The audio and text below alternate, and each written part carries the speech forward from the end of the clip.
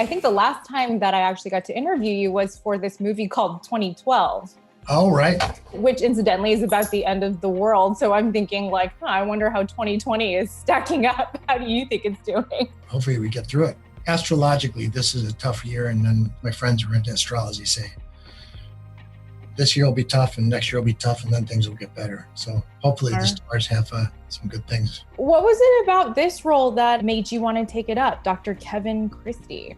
Gillian Flynn writing it, redoing the British show, and then adding a whole nother kind of world and element to it, and with the Christie Corporation, which wasn't in the original show. What have you done today to earn your place in this crowded world? How would you describe him? Because he's kind of like a mashup of people I think we actually see in real life, these kind of larger than life personas, heads of big corporations, trying to do good, but can anybody really be totally 100% not evil? He's a biotech visionary. He's a guy who's absolutely committed to creating a green, sustainable future. And he's also somebody who's willing to do almost anything to make all the tough choices in order to achieve that goal. Through history, those people can be sometimes known as visionaries and sometimes known as psychopaths. And sometimes you're not quite sure. The Stearns flu has now been declared a national pandemic. This is your first regular television role, but it's not the first time you've been offered a TV role, I'm sure. I want to clear something up. Were you ever offered the role of Walter White? Yeah, no, I never was. And it was one of those things where I heard it so many times, I started to think maybe it was true. And I ran into the creator of Breaking Bad. I said, am I crazy or did you offer me Walter White? And he's like, no. I was like, all right, I'm not crazy. I was like, yeah, I thought I would have heard of that. Would you have taken it if you had offered it to you? I don't even want to think that way because the absolute perfect actor took it. Why would you want to take away Bryan Cranston's performance in that? Be happy that the right actor got it. I love that show and Better Call Saul. And those are both, I think those are two of my favorites, really. But we can fight it. We'd just be going into the belly of the beast, practically begging to be slaughtered. Yes. Yeah, what? That's extreme. Dr. Stearns, what was it about this character that, sparked your interest in the first place? It's pretty rare that you're offered a part where the arc is so incredible.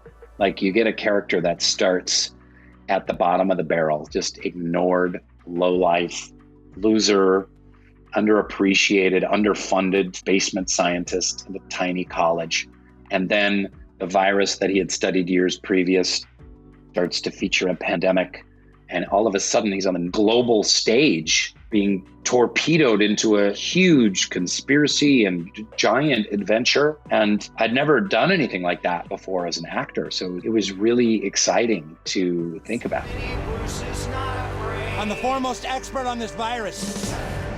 One of the storylines in this show is a pandemic. So is it a little odd, coincidental, prescient that you guys filmed this? Yeah, I mean, I think surreal is the best word to describe it.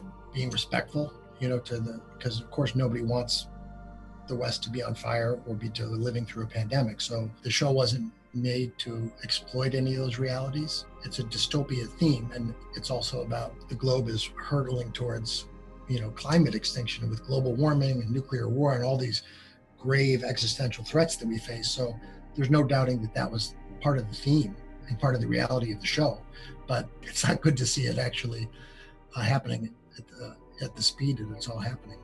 And he has, I think, a really interesting relationship with John's character in the couple scenes that you get to see of them together. How would you describe their dynamic?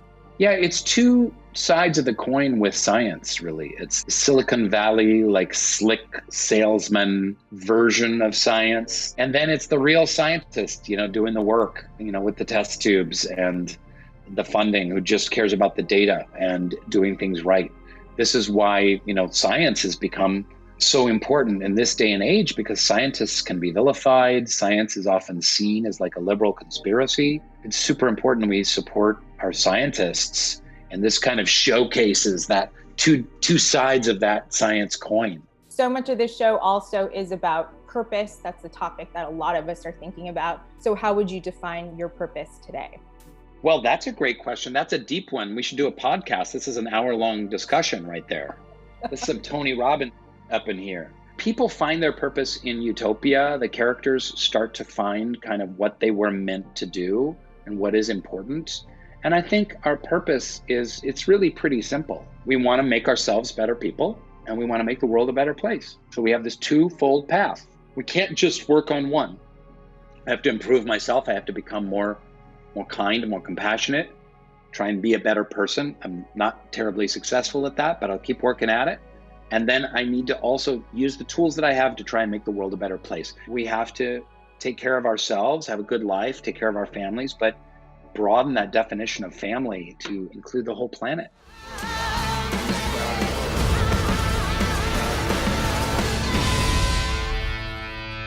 Oh.